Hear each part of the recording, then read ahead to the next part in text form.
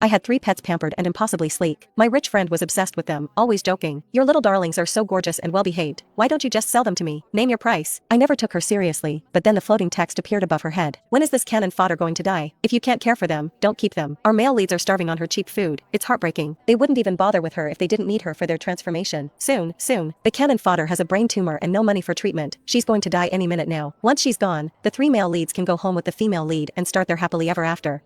Right before she dies, the cannon fodder will beg the female lead to take them. Little does she know, the male leads are intentionally letting her die. They've been waiting for this day. Looking at the 3 creatures, the ones currently purring and charming my friend, a cold rage settled in my stomach. You know what? I will. I heard myself say, the words tight and sharp. 10,000 apiece. Take your pick. The living room went silent. The smile froze on my friend Zara's face. The calico cat, Apollo, the one who was the master of affection, stopped rubbing his cheek against her chin. The small, black snake, Styx, unwrapped from her neck and raised its head. Even Gizmo, the pokey little hedgehog on the adjacent sofa, stopped grooming his paws. All their eyes were suddenly fixed on me. The bullet screen above my head erupted like a lake hit by a boulder. What did I just hear? 10,000 apiece? How dare this dead cannon fodder set such a price? Holy crap, the wicked cannon fodder reveals her true colors. Just a second ago she was acting like a doting owner. She must be desperate for cash. Is she trying to swindle our sweet female lead? I knew it. She only kept pets to curry favor with Zara. What a manipulative BTCH, asterisk. Zara was the first to recover. She looked awkwardly from the pets in her arms to me. Elena, what are you talking about? I was just kidding, she said, her tone laced with embarrassment. Aren't they your absolute treasures? How could you sell them to me? I kept a relaxed, almost weary smile on my face, pretending not to see the text attacking me. They are my treasures, Zara, but reality is a factor now. I sighed, managing to sound genuinely distressed. You know, I lost my job recently, and nothing solid has come up. To be honest, I can barely afford it anymore. I met Zara's eyes, making my gaze sincere. They'd probably be happier with you. Anyway, look, the fancy cat tree, the organic mice, Gizmo's climate-controlled habitat. Didn't you buy most of that for them? Instead of scraping by with me, they'll actually have a good life if they go home with you. Zara opened her mouth to speak, but I cut her off. I'm really in a bind right now. If you truly love them, and you're willing to help me out, 10,000 each. Anyone you want. Think of it as bailing me out. Please? Zara fell silent. The bullet screen raged again. Female lead, darling, don't believe her. She's exploiting your kindness. A bind? LOL. You have a fatal illness that money can't fix anyway. Jinx. Male leads, bite her. This black-hearted woman doesn't deserve to be your owner. Zara hesitated, finally biting her lip. Okay, maybe I'll just take one for now. I wouldn't want you to be completely alone. I was practically itching for her to take all 3 and save me the trouble. They were ungrateful vipers, and they needed to be gone. Sold. All of them, but I knew a sudden change in attitude would arouse suspicion. One step at a time. Fine, whatever you think is best. Go ahead and choose. Take whichever one you bonded with most. Zara knelt down, still holding Apollo the calico. She peered at the little black snake and the hedgehog that had scooted closer. Styx seemed to sense something was off. He raised his head higher, turning slightly toward Zara. His tongue flickered out quickly. Gizmo the hedgehog shifted his tiny paws, his black bead eyes fixed on her. That's when Apollo, the cat in Zara's arms, made his move. He let out a soft, sweet meow, then rubbed his velvety head frantically against Zara's chin. His tail stood straight up, the tip curved into a perfect question mark, and he began to knead her soft cashmere sweater.